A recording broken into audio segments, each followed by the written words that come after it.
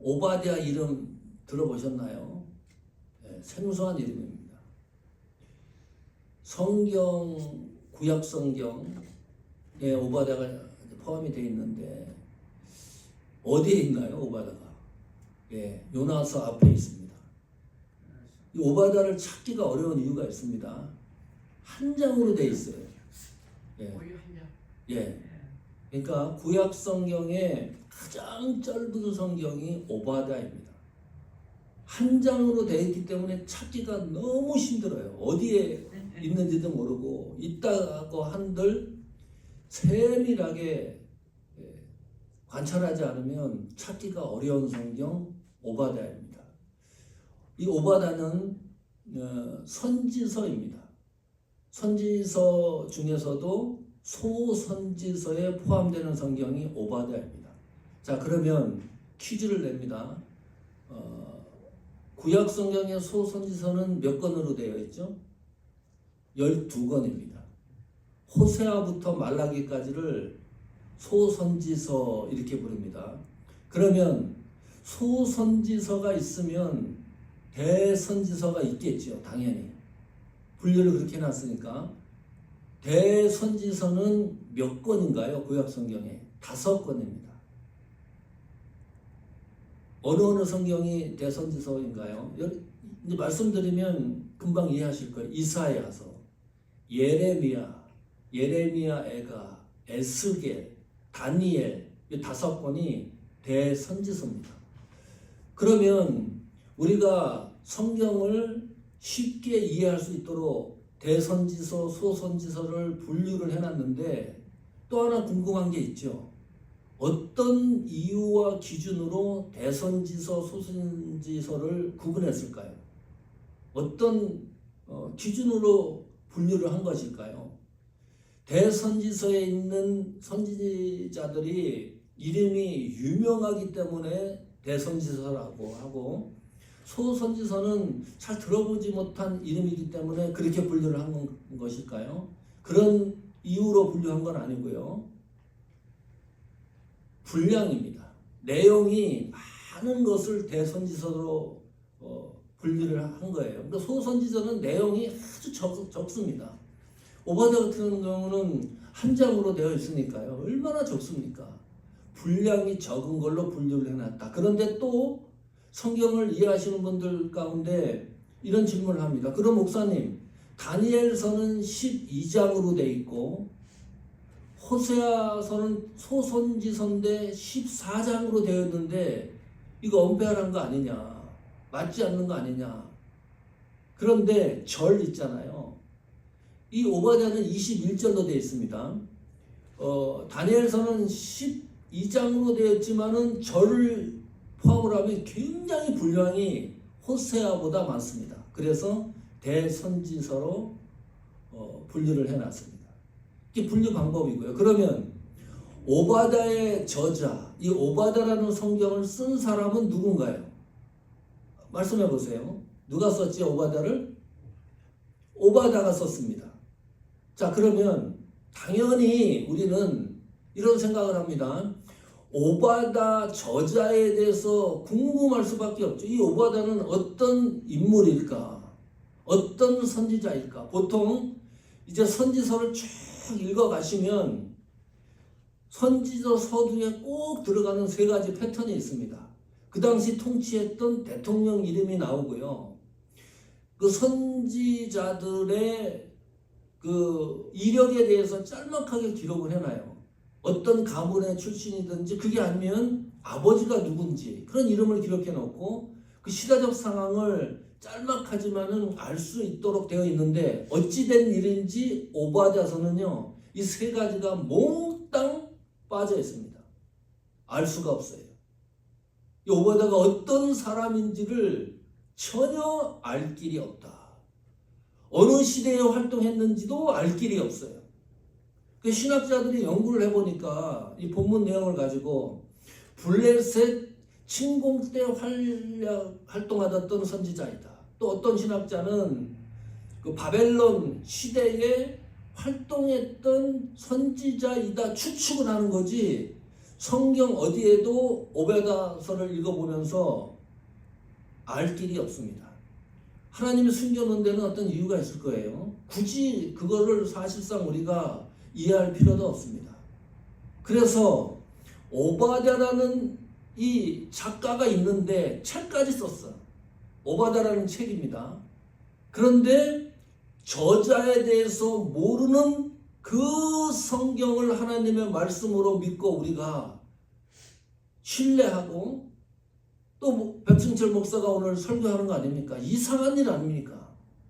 저자에 대해서 신뢰가 어느 정도 되는지도 모르는데 이것이 하나님의 말씀으로 믿고 읽고 듣고 있다. 오늘 이 순간에 다양한 게 있습니다. 이 오바댜라고 하는 이름의 뜻은 여호와의 종, 그런 뜻입니다. 또 다른 뜻이 있는데 여호와를 경배하는 자, 여호와를 경외하는 자, 이것이 오바댜의 뜻입니다. 이 오바댜의 이름이 너무 좋아가지고 신구약 성경에 나오는 인물들 중에 그 유명한 이름들 있잖아요. 그래서 이름을 줘요. 지금도 데빗, 유명한 이름이죠. 또 매튜, 잔, 아주 유명한 이름이에요. 구약 성경에 나오는 이 오바댜 이름으로 이름을 지은 사람이 오베다 선지자까지 포함해서 13명이 됩니다. 그러니까 사람들이 좋아하는 이름이에요. 그 의미가 너무 좋아. 여호와의 종. 오바댜 이름을 부르면 하나님을 경외하는 자, 하나님을 경배하는 자. 얼마나 멋진 이름입니까? 자, 또 정보를 오바댜에 들어가기 전에 또 하나 정보를 확인을 해야 될 게 있습니다. 다 읽고 오셨죠? 오바댜서를. 자, 그러면 오바댜에 나오는 내용이 어떤 내용입니까? 무엇을 기록한 내용이에요? 네? 설교 듣기 전에 오바댜서 꼭 읽고서 예배에 참석하라 그랬는데 오바댜서를 1절부터 21절까지 쭉 읽어보면 어떤 내용이 들어있습니까? 심판에 관한 내용이 들어있습니다. 그것도 에돔이라는 이 나라 왕국을 심판하는 거예요. 그 심판에 대한 내용만 들어있는 것이 아니라 회복에 대한 내용도 들어있습니다. 그 심판 가운데 하나님이 이스라엘을 붙들고 계신다. 그 심판 가운데 하나님이 믿는 성도를 끝까지 회복시키시고 붙들고 계실 것이다. 하나님의 백성을 심판 중에서도 하나님은 붙들고 계신다는 내용이 들어있습니다. 오바댜 1장 1절 한번 보십시오. 이 오바댜 성경은 오바댜의 묵시라 그랬습니다. 이 오바댜의 묵시라고 하는 이 내용 때문에 이것이 하나님의 말씀으로 신적 권위가 있기 때문에 묵시라는 게 무슨 말인가요? 계시입니다. 역동적인 계시란 뜻이에요. 다시 말하면 이 오바댜의 이 내용은 하나님이 저작권자가 하나님에게 있다는 뜻입니다. 오바댜 입을 통해서 하나님이 말씀하시는 내용이라는 거예요. 그래서 우리가 오바댜라고 하는 저자에 대해서 잘 알 수는 없지만 이 말씀이 하나님의 말씀으로 믿고 말씀으로 읽고 이 말씀 속에서 저희들이 은혜를 받는 거예요.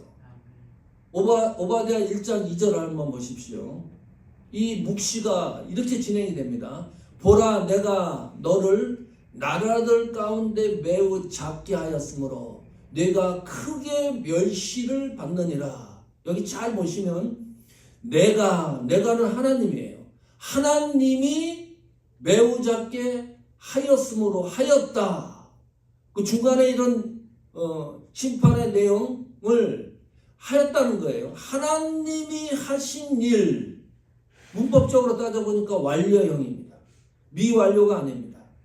하나님이 심판하시겠다고 한 이 내용이 그대로 완벽하게 성취되었다.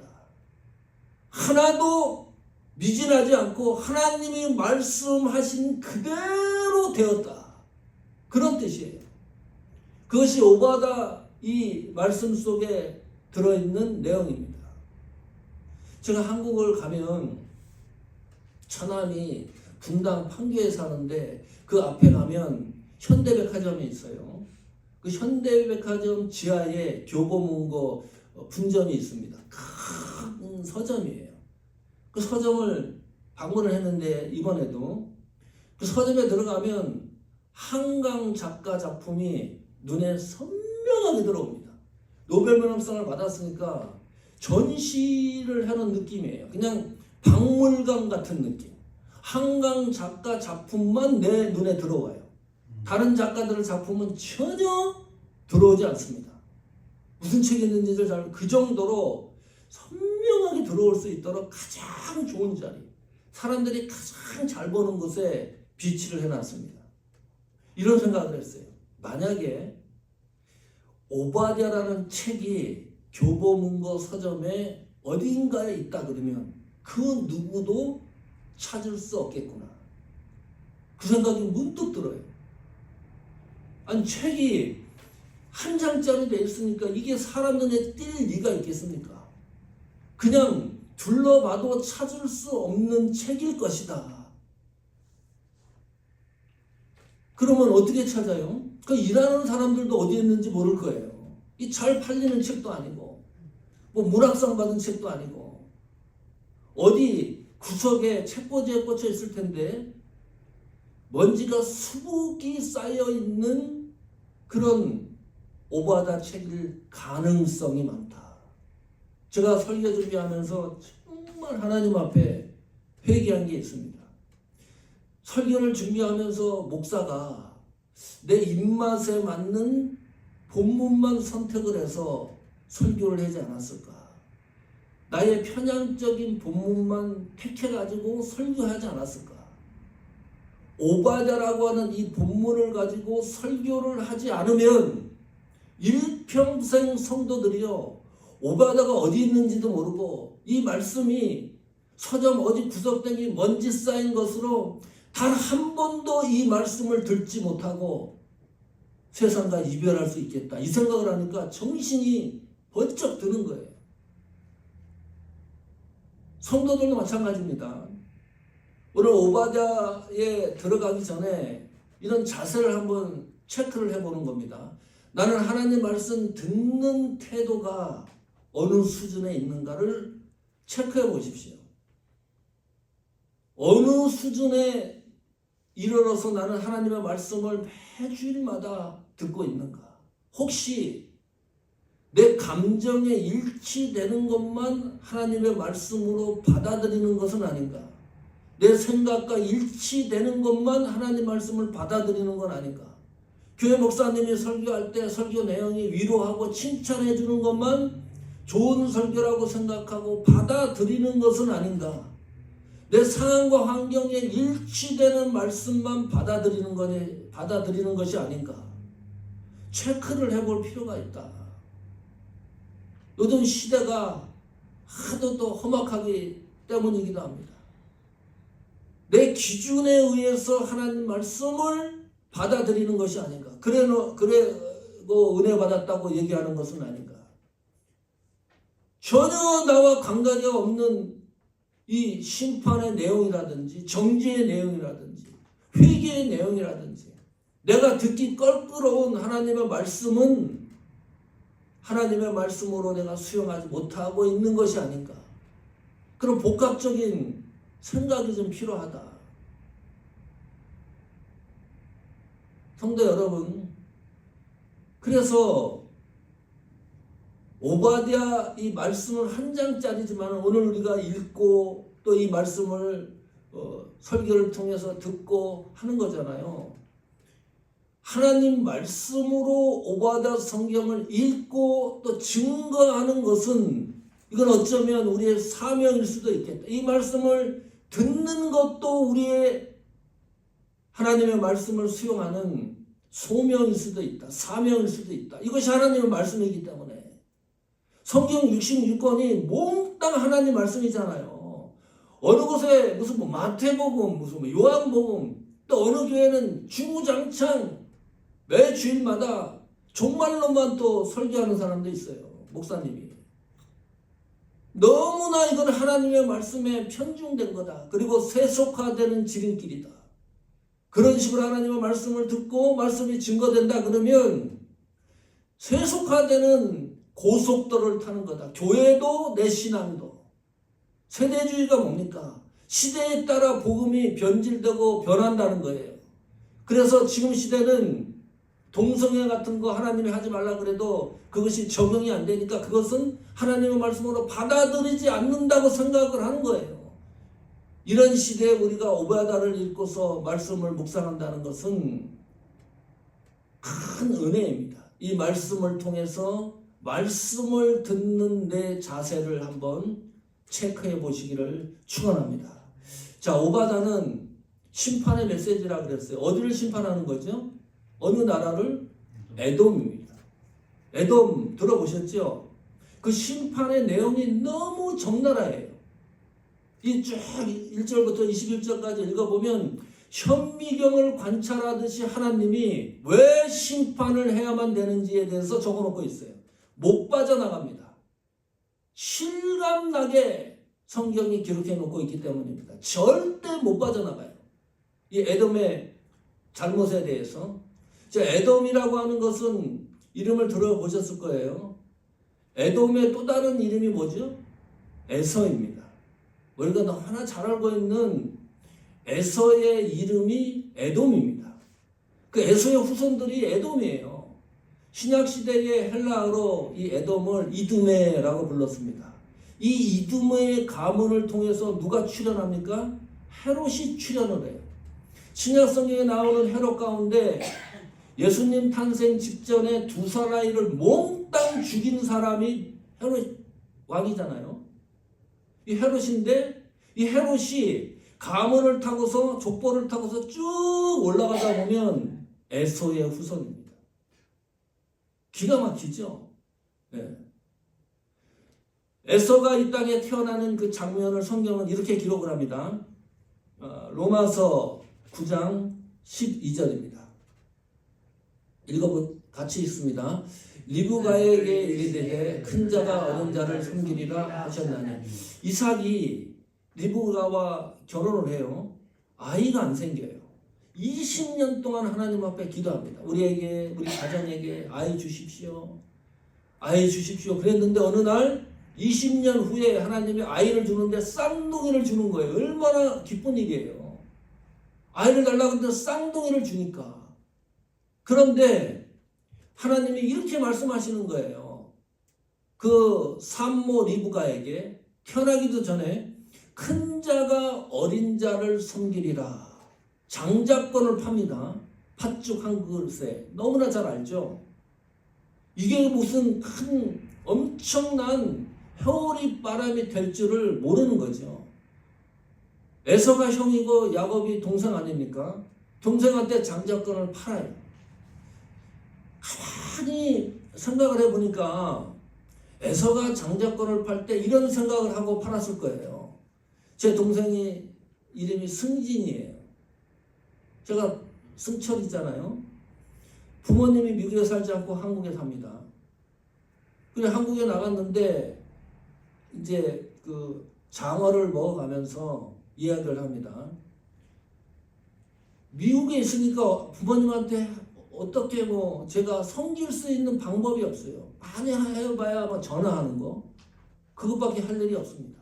동생이 다 하는 거잖아요. 그러니까 형 입장에서 미안한 거예요. 승진이한테 그렇게 얘기합니다. 승진아, 형이고 이 백시 가문의 장남인데 지금부터 너가 장남해라. 응? 형은 장남노는 못하고 그러니 그렇게 해라.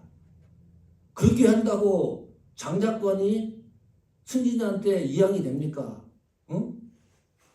장어 하나 얻어 먹었다고 팥죽 한 그릇 먹었다고 에서가 말한 장자권이 야곱한테 가냐 말이에요. 에서도 그런 생각을 했을 거예요. 지금 배도 고프고 그러니까 그래 그 장자권 너 해. 일단 배를 채우는 거죠. 그런다고 그 다음날 제가 승진이한테 형 그렇게 합니까? 그런 일은 일어나지 않습니다. 근데 이 문제가 너무나 큰 문제가 되는 거예요. 왜 그랬을까요? 족장시대 장자권은요, 하나님 구속 역사에 포함되는 아주 중요한 위치입니다. 축복권도 있고 물질권도 있습니다. 가문을 이어가는 아주 특별한 관계입니다. 이 장자라고 하는 신분을 너무나 쉽게 생각했다. 여러분, 직분을 얼마나 고귀하게 생각합니까? 목사, 장로, 집사, 권사라는 이 직분의 타이틀을 얼마나 고결하고 고귀하고 신적 권위를 갖고 이 직분이 세상과도 바꿀 수 없는 고귀한 것이라고 생각이 듭니까? 혹시 함부로 하지 않았나? 그래서 사람들이 왜 하나님이 이렇게 사단을 만드냐 그럼? 가만히 야곱과 에서가 태어나면 가정의 풍지 박살나지도 않고 평온한데 왜 하나님이 이렇게 큰 자가 어린 자를 섬기리라고 태어나기도 전에 이거는 부모들의 의지가 포함이 되는 겁니까? 야곱과 에서의 자유의지가 거기에 포함이 되는 겁니까? 아무것도 포함이 안 되는 거예요. 왜 하나님이 이런 일을 만들어서 한 가정을 자녀만 줬으면 됐지 그런 일을 만드느냐? 이해가 안 간다. 그래서 여기에 대한 해답을 성경이 이렇게 얘기를 합니다. 로마서 9장 11절입니다. 같이 읽습니다. 그 자식들이 아직 나지도 아니하고 무슨 선이나 악을 행하지 아니할 때에 택하심을 따라 되는 하나님의 뜻이 행위로 말미암지 않고 오직 부르시는 이로 말미암아 서게 하려 하사. 이것이 목적이에요. 큰 자를 어린 자로 섬기리라고 하나님이 미리 예정하고 예고한 이유가 여기에 다 들어있어요. 이거를 정리를 해볼까요? 그렇게 하신 이유는 때의 택하심을 따라 하나님의 선택이라는 겁니다. 두 번째, 하나님 뜻이 이루어지게 하기 위해서, 하나님의 의지가 이루어지게 하기 위해서 그렇게 했다는 거예요. 세 번째, 말미암지 않고 오직 부르시는 이로 말미암아 서게 하려 하사. 하나님의 주권입니다. 하나님의 섭리입니다. 하나님이 이렇게 하시겠다고 하는 약속 때문입니다. 큰 자를 어린 자로 섬기게 하라고 하는 것은 이 장면을 통해서 성도는 하나님의 선택의 은혜를 발견하는 거예요. 하나님의 뜻을 발견하는 거예요. 나를 향한 하나님의 섭리를 발견하라고 하나님이 그렇게 큰 자가 어린 자를 섬기게 하신 거예요. 아무리 성경을 봐도 그래도 이해가 안 가는 겁니다. 응? 하나님이 나를 선택하셨다는 은혜, 하나님의 의지가, 하나님의 뜻이 내 삶 속에 적용되고 있다는 은혜, 하나님의 주권이 내 삶 속에 깊숙하게 개입했다고 하는 은혜를 이 사실 앞에 발견을 못하는 거예요. 설명을 해도. 그러니까 아주 우리 귀에 쏙쏙 들어오게 이렇게 설명을 합니다. 로마서 9장 13절입니다. 읽어보십시오. 기록된 바 내가 야곱은 사랑하고 에서는 미워하였다 하심과 같으니라. 또 설명을 해줬어요. 얼마나 쉽습니까? 그런데 이 말씀에서 어디에 우리가 신경이 자꾸 가고 있죠? 어느 쪽에 신경이 갑니까? 여기에 에서는 미워하였다 하심과 같으니라. 에서 입장에서는 보통 분한 게 아닙니다. 화가 나는 게 아닙니다. 에서는 미워하였고, 그래서 인간이 생각을 합니다. 판단합니다. 논리적으로 얘기를 합니다. 이게 하나님 맞냐? 아니, 에서가 뭔 일을 했다고 미워하냐? 태어나기도 전에. 응? 이게 말이 되는 소리를 해야지. 에서가 어떤 잘못을 했다 그러면 이해가 되는데, 태어나기도 전에 하나님이 에서는 미워했다 그러니 이런 하나님을 내가 믿을 수가 있겠느냐? 나는 이런 하나님을 믿지 않겠다. 아주 논리적인 것 같아요. 인간의 지성이 딱 맞아 떨어지는 것 같아요. 하나님이 누구는 미워할 수가 있느냐는 거예요. 그렇게 생각이 듭니까? 다시 말하면 이런 거예요. 그래서 나는 하나님을 믿지 않겠다고 하는 것은 하나님의 선택을 나는 믿지 않겠다. 하나님의 뜻과 의지를 나는 믿지 않겠다. 하나님이 나를 주관하시고 붙들고 계시고 섭리한다는 사실을 나는 믿지 않겠다. 그 사실은 모르죠. 하나님의 예서는 미워했다는 사실 앞에. 그래서 하나님을 선택하고 내 신앙을 믿음을 쟁취하는 것은 하나님의 선택도 아니고 하나님의 뜻도 아니고 하나님 주권도 아니고 내가 선한 행위를 하고 착한 행위를 하고 봉사 잘하고 헌금도 잘하고 이웃을 잘 살피고 그것으로 내가 보상을 받는 거고 내 믿음의 주체인 하나님은 내가 선택을 하는 것이지 하나님이 나를 선택하는 것이 아니다. 대단한 것 같아요. 그런데 기록된 바 내가 야곱은 사랑하고 에서는 미워했다 하심과 같으니라.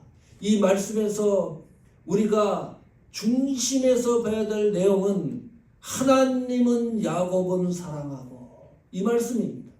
이 말씀이 내 가슴을 치지 않으면 하나님의 선택과 하나님의 뜻과 하나님의 주권을 이해할 길이 없습니다. 하나님이 백성처를 사랑하셨다. 하나님이 백성처를 선택하셨다. 얼마나 가슴이 뜨거워집니까? 하나님의 뜻과 의지가 내 삶 속에 움직이고 있다. 하나님의 주권과 섭리가 나의 모든 전생애를 붙들고 계신다. 이 말씀을 통해서 발견되어져야 할 내용입니다. 그래도 못 알아들어요. 이 성경 진행되는 과정이 로마서 9장을 보면 하나님이 이렇게 열정적으로 말씀하시고 바울이 기록을 해놨는데 그래도 찝찝하고 못 알아들으니까 또 한 번 설명합니다. 로마서 9장 20절 21절입니다. 이 사람아 내가 누구기에 감히 하나님께 반문하느냐. 지음을 받은 물건이 지은 자에게 어찌 나를 이같이 만들었느냐 말하겠느냐. 충격적입니다. 지음을 받은 물건 피조물입니다. 우리는 때때로 망각을 해요. 하나님 앞에 신앙생활하면서 내가 피조물이라는 사실을 망각을 해요.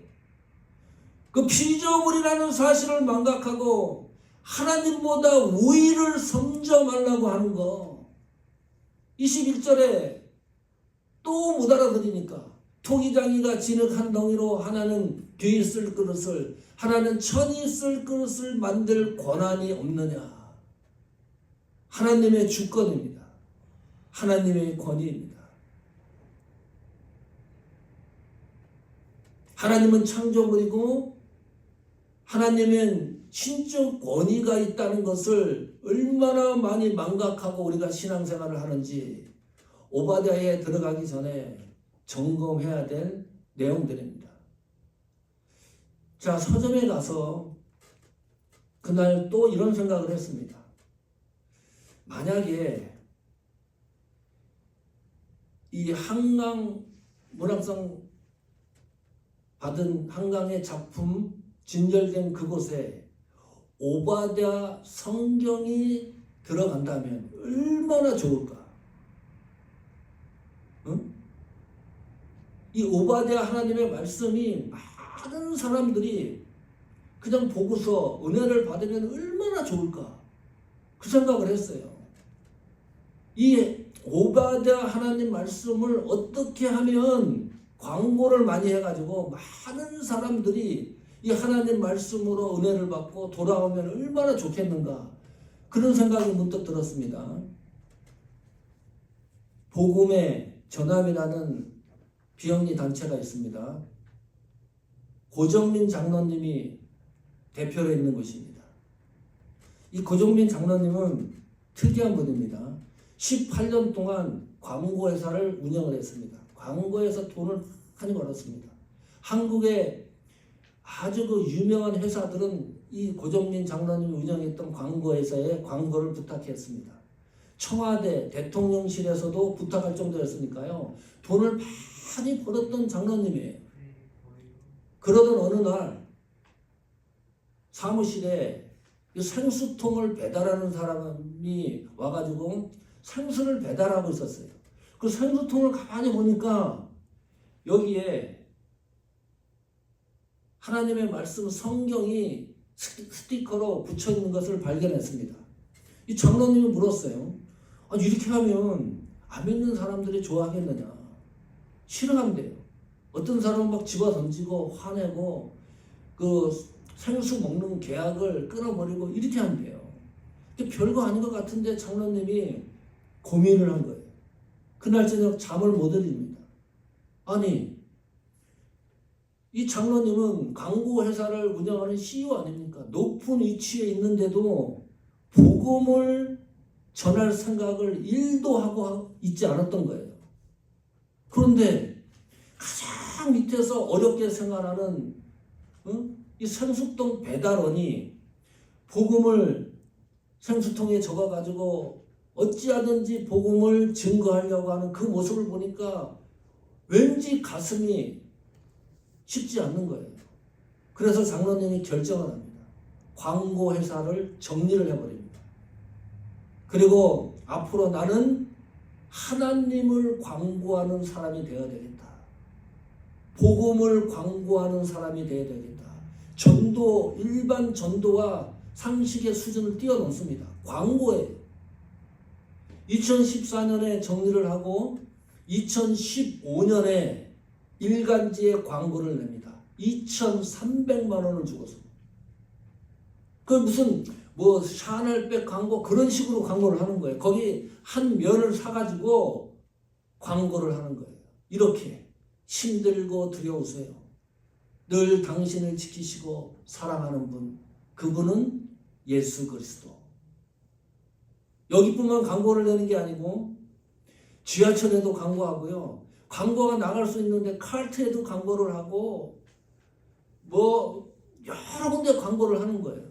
한국만 이제 광고를 하는 게 아니라 외국으로 나갑니다. 태국, 호주, 뉴질랜드, 남아프리카 공화국 이 각 외국에 나가서 광고 문구를 만들어 가지고 광고를 하기 시작을 합니다. 참 특이합니다. 광고 회사의 CEO니까 얼마나 그 전달하는 메시지가 강렬합니까? 아주 축소되지만 내용이 깊이가 있어요. 거기에 막 사람들 얼굴도 등장을 하고 일반 광고처럼. 그런데 가만히 보면 복음을 광고하는 거예요. 하나님을 광고하는 겁니다. 그러던 어느 날 뉴욕 타임스퀘어에 광고를 냅니다. 어떻게? 이렇게 내는 거예요. 2번처럼. God is love. He does listen to prayers. 하나님은 사랑입니다. 그 하나님은 기도를 들어주시는 분입니다. does 여기에 대문자로 써놨어요. 하나님은 기도를 들어주시는 분이다. 하나님은 사랑인데 왜 하나님이 사랑하시느냐? 하나님의 사랑이 뭐냐? 기도를 들어주시는 분이기 때문에 하나님은 사랑이라는 거예요. Prayer for your loved ones. 당신이 사랑하는 사람을 위해서 그래서 기도해 보세요. 그러면 prayer can be a powerful gift. 기도는 강력한 선물이 될 수 있습니다. 이 세상에서 가장 좋은 선물이 기도입니다. 이런 광고를 3억 원을 내고서 타임스퀘어에 이 광고를 내요. 삶이 얼마나 멋집니까? 응? 하나님을 광고하는 사람. 고품격 아닙니까? 상상을 초월하는 거 아닙니까? 어떻게 이런 광고를 3억 원을 내고서 타임스퀘어에 이 복음의 광고를 냅니까? 신문 일간지에도 내고요. 버스 정류장에서도 내고 지나가다가 있는 거예요. 눈물을 흘리는 사람, 감동을 받은 사람, 예수에게로 돌아오는 사람, 하나님을 광고하는 사람들. 오늘 오바댜, 이게 먼지에 쌓여 있는 성경 아닙니까? 사람들이 잘 읽지 않는 성경 아닙니까? 이 하나님의 말씀을 끄집어내서 광고하는 우리 사모하는 교회, 여러분의 삶이 되기를 축원합니다. 어찌하든지 하나님의 말씀을 어찌하든지 사람들에게 광고하는, 드러내놓는 그런 삶이 되기를 축원합니다.